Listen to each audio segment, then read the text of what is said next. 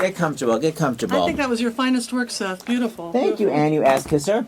I just broke something. All right, And what an ass it is. Thank you. By the way, that's my intro. But Ann is a punster. She calls it an antro. Hello. She's a big punster. And by the way, Liz Callaway is not pleased with it. She's like, "Over here, one more effing pun." That's your sister, Liz. We have pun-free zones in the car trips. Do you really? That's so depressing. It's like when my family used to pay me $1 to not talk in the car. By the way, really? for a minute, and I never Is that made it all to a they minute. paid you? Wow. No, I never made it to a minute, so they never had any money.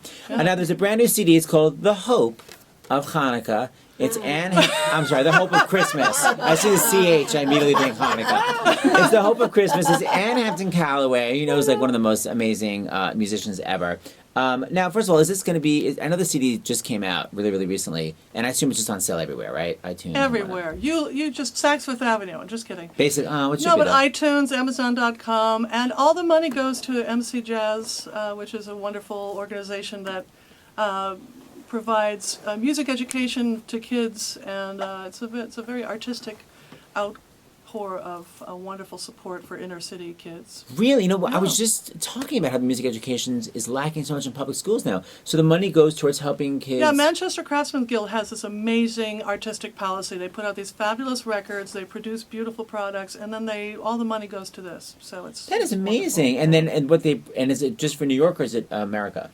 You know, it's mostly in Pittsburgh, but it's become a template for other states. I mean, what they're doing is something that everyone's looking at because it's working.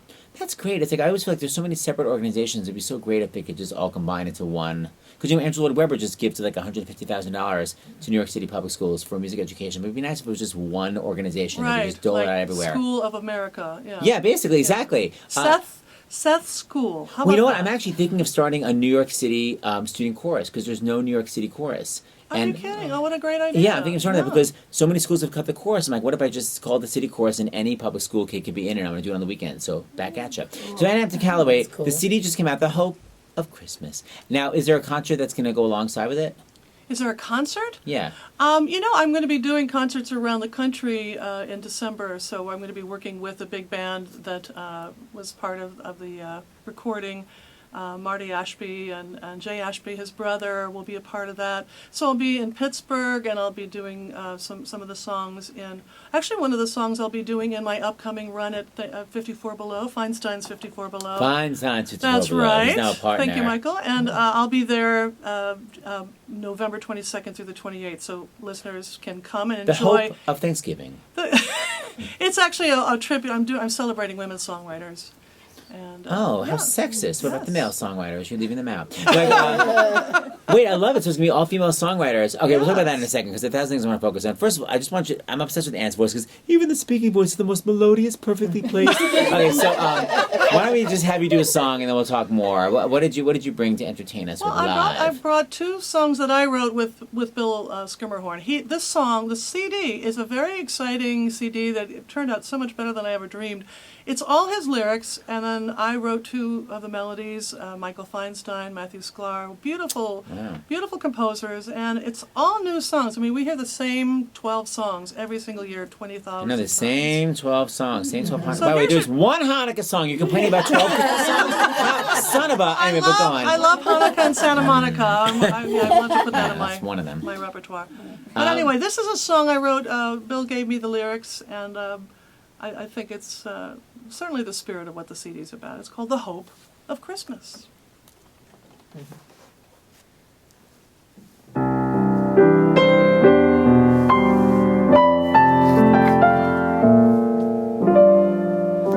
Christmas has come round again with thoughts of peace, goodwill toward man. But when soul carols have their say, must the Christmas spirit fade away?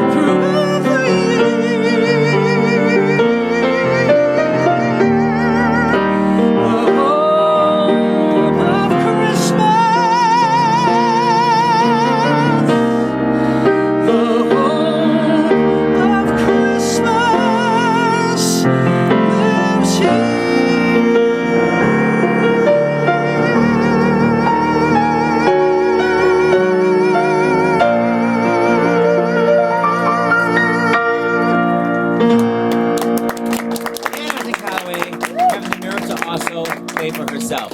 Okay, so just going back for a second, I don't even know what do you call that placement? It's just like, because it's just hitting crazy high notes. I've never seen like an easier, like most relaxed face. It's like, it's here. It's like, what is it? Are you belting? Are you mixing? What's happening? What's that called? Well, I know from Liz how much you hate mixing. I don't really know. It's That called is true. singing. You know, It's called I don't singing. want to press the mixing button and then hear you rant about that, Seth. But we Callaways, we were raised by Cheryl the Girl Callaway, voice teacher extraordinaire. That's your mom. My mom, and she just basically, said sing well and don't disappoint me. So we try to do our best. I'm just But it's kidding. just so easy in the voce, though. Like, so you're not flipping, you're just sort of hitting the notes. You're just doing whatever. It's so intuitive, Seth. I wish I could explain what I'm doing. It would be interesting if somebody had a camera, and I really don't know what I'm doing, except I think the effort is to blend the sound. Yes. So the physiology of it all is something that's a mystery to me. So you don't teach voice. I do master classes to help people become their best singers in terms of being themselves, being in the moment, interpreting Interpretation. the lyric, owning the stage. But things you don't like say, that. like, lift your trachea and your palate. You don't do that kind of stuff. I do some of that. I was a classically trained singer, but You that's were? not my main focus. Yeah.